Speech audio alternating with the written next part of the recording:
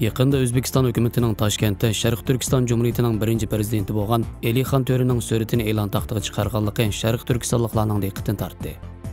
Bo'libmi Sharq Turkiston surgun hukumati O'zbekiston hukumatining Sharq Turkiston Jumhuriyatining birinchi prezidenti bo'lgan Elixon To'rini bu xil shaklda xotirlaganligi va aslaganligiga qarata o'zining to'r bekitida O'zbekiston hukumatiga alohida rahmat va minnatdorligini bildirdi.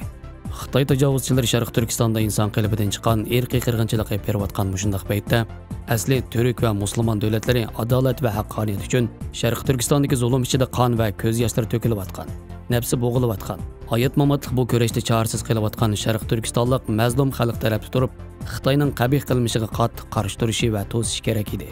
Hech bo'lmaganda Amerika boshchiligidagi demokratik davlatlarga o'xshash ochiq oshkora nafratlanishi va yoki tadbir qo'llanish kerak edi.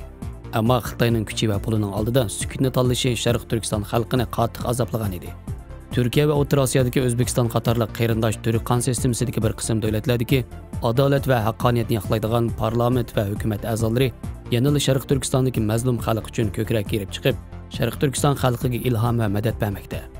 Bu qatim O'zbekiston hukumatining Toshkentda Sharq Turkiston Jumhuriyatining birinchi prezidenti bo'lgan Elixon To'rining suratini e'lon taxtiga chiqarishi cho'nqur ma'noga ega bo'lib, bir tarafdan O'zbekiston hukumatining va o'zbek xalqining Sharq Turkiston Jumhuriyatining birinchi prezidenti bo'lgan doimiz Elixon To'rini aslashi va xotirlashini bildirsa, yana bir tarafdan Sharq Turkistonliklarning eng yaqin qon qarindoshi va qo'shnisi bo'lgan O'zbekiston hukumatining va xalqining Sharq Turkiston xalqining dohisi va munavvar o'g'loni bo'lgan Elixon To'rini ham o'zining tarixdagi qahramoni va o'g'loni deb qaraydiganligini.